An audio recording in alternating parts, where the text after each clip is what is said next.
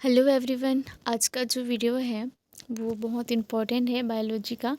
And cell biology में एक important role play करता है एंटी माइक्रोबियल रेसिस्टेंस, जिसे शॉर्ट में AMR कहा जाता है।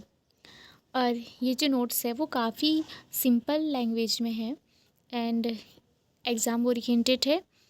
एंड जब आप CSR नेट की तैयारी कर रहे हो तो ये नोट्स आपके लिए काफ़ी बेटर है। जब आप सेमेस्टर के एग्ज़ाम की भी तैयारी कर रहे हो तो भी आपके लिए बहुत स्पेशल है। तो चलिए देखते हैं इस नोट्स में क्या क्या हाईलाइटेड पॉइंट हैं एंड कौन कौन सा इम्पोर्टेंट टॉपिक है। तो सबसे पहला आता है इंट्रोडक्शंस में एंटी माइक्रोबियल रेसिस्टेंस के बारे में बताया गया है कि इसका मतलब क्या होता है।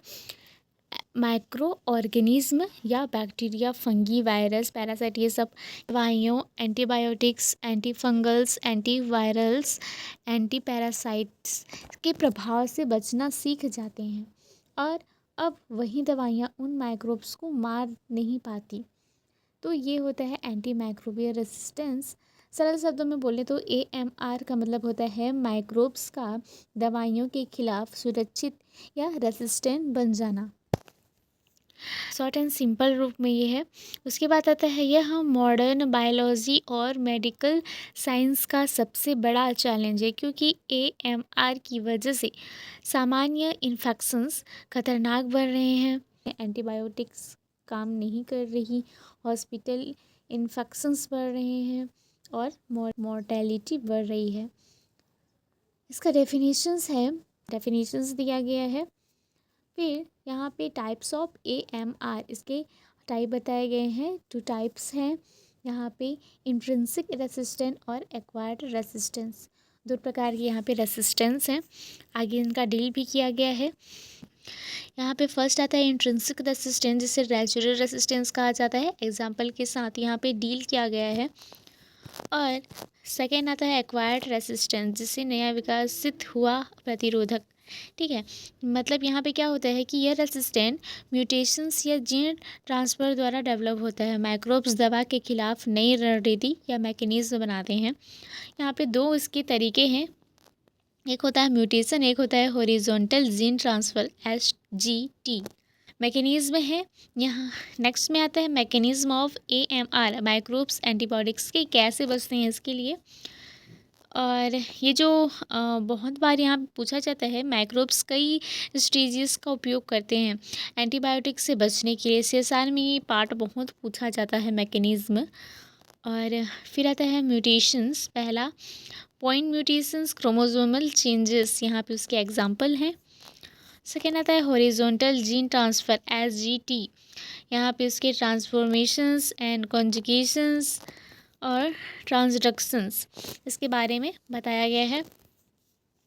फिर आता है मेजर मैकेनिज्म ऑफ रेजिस्टेंस, बहुत इंपॉर्टेंट है CSR में। ड्रग इनएक्टिवेशंस, ड्रग को इनएक्टिव कर देना। एक ही एंजाइम है इसके जो कौन कौन क्या का काम करता है, इनके एग्जाम्पल भी दिए गए हैं। सेकेंड आता है ड्रग इनफ्लक्स पम्प, यहाँ पे ड्रग्स को बाहर निकाल देना। और यहाँ पे जैसे कि कौन कौन से यहाँ पे फैमिलीज़ हैं एंड एग्जांपल हैं।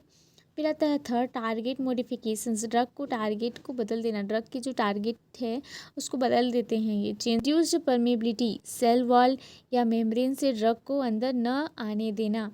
ठीक है, तो क्या करते हैं, जो पोरिन्स होते हैं ना, पोरिन्स कम बना दिए जाते हैं या बंद कर दिए जाते हैं। एग्जाम्पल के लिए जो ग्राम नेगेटिव बैक्टीरिया होता है वो पोरिन लॉस करता है। माइक्रो बैक्टीरियम भी है जो थिक वैक्सी कोट बना लेता है। फिर आता है बाईपास पाथवे।